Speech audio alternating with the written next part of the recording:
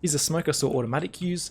I was in a round that wasn't particularly good for breaking down, but I thought it's not a bad one for getting rid of this angle here, which is a very common one for the T side to peek from in an afterplant position.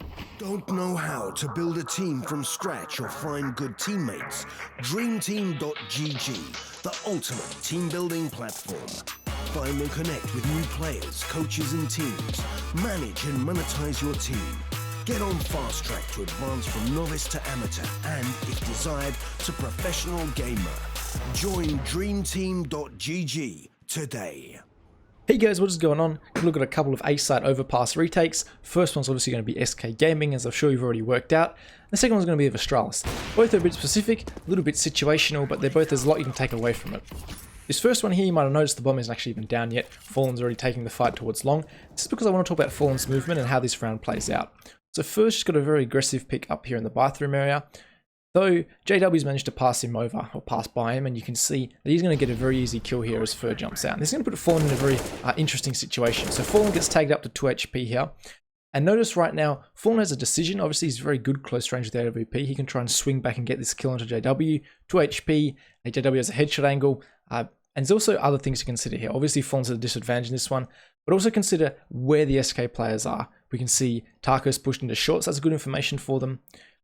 coldzera is nowhere nearby. And then lastly, Phelps is the closest player all the way in heaven, so he's in no situation to rotate in very quickly to stop this take come in. So if Fallen goes down right now, there's a potential for JW just to walk onto the site and lock it down for his team and basically just turn this around to a 4v3, take the A side all by himself. So Fallen makes absolutely correct decision here, and he gets aggressive towards long with a good flash here.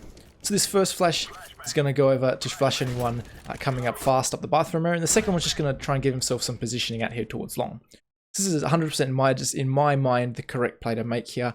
You've got to stay alive here, delay the push, and you see the rest of the Fnatic have to worry about what's going on. The flash comes off, Phelps is able to rotate in here, and Fallen wins this fight at long, which is very important further into the round because it makes it so Fnatic is boxed in here on the A site. They have to worry about this long position swinging back out as they're trying to plant. You see, they actually use a smoke to isolate Fallen or make sure he can't kill anyone. So Lekko decides to try and deal with this. Fallen's too quick and wins the fight. Taco, as we saw before, had pushed up into short, and having this player come through bathrooms is a huge advantage when retaking the A site. Just applies some extra pressure from behind. And if you get your timing right, we'll see this a little bit more with Zipex in the next round. You can play a huge role in just basically being a distraction. If you just get one kill, makes your teammates' jobs a lot easier. And in this situation with Fallen also at long, it's going to be very difficult for Fnatic. So Phelps here is about to get a trade, and he's going to get all the information of where all the Fnatic players are. So right there, he gets a lot of information. He knows there's maybe one player left. Could have even seen him in the kill cam. This is when Taco decides he's going to come up fast in the bathroom area. He knows there's not much to do.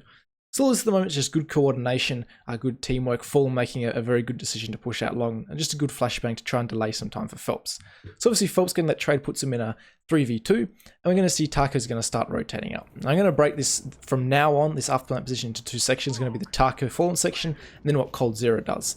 To start off with here, Taco's very fast up here, and they know that one player has to be towards truck. Taco hasn't seen the bomb go down.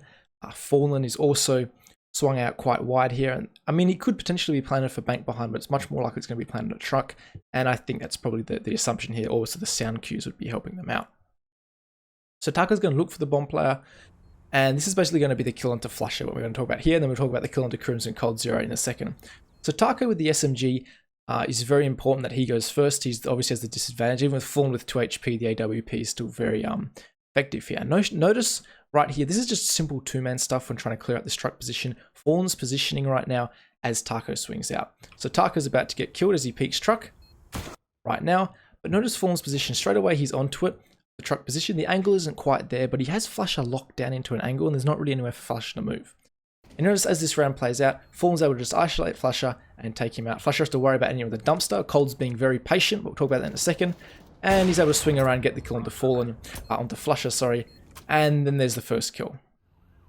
Cold is very patient in this retake. We saw what Taco and Fallen did. Put a lot of pressure on Flusher. You saw Flusher was kind of swinging between the dumpster and whatnot because he wasn't really sure where he's going to get peeked from first, whether it was Fallen at long, what was going to go on. So right there we saw Cold repositioning. He wants to try and make sure no one's pushing in, and that's exactly what Crims is doing. And I think this play from Crims is actually not a bad one.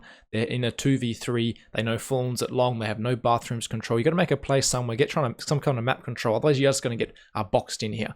So Crims makes the correct play, but almost a little bit of a predictable one. If you are going to make a play, this is kind of what you do, but I'd see nothing wrong with it personally. So Cold here just plays the patience game, and he's going to win this fight onto Crims.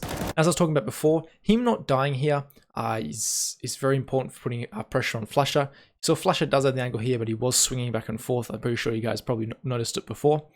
But at Crims here, you notice he's forced to clear this out for Flusha, so Flusha can be confident in this fight. Cold Zero is invisible in this one. We've seen this glitch in the demo system before. But you see Crims has to get aggressive here, trying to clear out the angles. Cold catches him off guard, running very patiently. And this is something SK is very good at. We see if you're trying to go for some kind of flank on like an A Mirage retake, SK Gaming are very good at catching you off guard. We've seen this multiple times if you've seen and watching my previous videos. So there's the fight lost there, and Fallen wins his fight. And just like that, it's very simple. Cold just applying almost a bit of mental pressure towards Flusha, very patient towards Crims. They're very good at waiting for this bomb to tick down and knowing their timings quite well. And overall, good retake. You see the kind of little systems going in. I think something to highlight, it wasn't really the retake, but it was Fallen's positioning and decision making earlier in the round. Now, talk about the importance of that flank position of the player coming out connector in these retakes. I'm just going to focus on this one and how Astralis make a little bit of a different take to it in this situation, with Zipex being the flanker, and he's the one that's going to get baited in this situation. So Magisk here is going to get a bit of contact coming in here towards A. Same with Device, about to spot a whole pile of nades coming over from the short position or the toilets area. And look at Zipex's response. His response straight away is, I want to get this flank coming in. I want to get in here fast. Obviously, there's a world in such where the flank's being held. There's a player and connector holding for this, but Zipex gets away with it. Now, Magisk did go down. He went down in this position here, the one we saw JW almost catch Fallen off in. But Device managed to escape and decide he wants to play this for a bit of a retake after plant positioning. So a very standard 4v4, you normally favour the T side in this situation. So Zipex, as we said, he's the one waiting, and the rest of the players for Astralis are all just waiting here. So we'll see the kills about to come in. Glaive as well. While this is going on, he's actually about to get taken out by NBK. But look at the movement now from G2 Esports. This is very standard. You want to clear out your flank, make sure no one's flanking fast, and you can concentrate on this brunt force coming in, which it definitely appears there would be 3 players at least coming in. They've seen, not the pre at this stage, they've seen Device and Glaive. They expect a play to come in from Dumpster, so they know there's a bit of a force coming here. So they've sent the troops out early. Body is also here. He's going to be checking from behind the flank. KennyS was just checking it from before, and you can see even Shox has had a little peek in here, making sure no one's flanking out towards long. So they think they've cleared all their bases, and you see Body's about to get caught off guard by Zipex being baited in almost. So Zipex still extremely patient. No movement, no movement, no movement. And he's about to move now. And look at the positioning from Device. Device is out here, Dupree, and they're coming out at the same time that Zipex is. They've left this very late, but they're making their presence known. And this is when Zipex decides to push out. And you can see, just look now at Body's movement. He's not expecting a player here this late. He's ready to run back around and help his teammates out with the players coming out, Dumpster and Bank. And Zipex, it's not pretty, but he gets the kill. You saw Body do a quick flick back and forth, so he put himself at a huge disadvantage. Dupree managed to come in here and just go huge. So from this point on, there's not a whole lot really to analyze. Dupree just comes in, trades Device, or doesn't trade Device straight away, gets his own kill. He knows where the last player is. So they were maybe considering, we did trade Device, I don't know what I'm on about, but he just gets the last kill there. Again, not particularly pretty.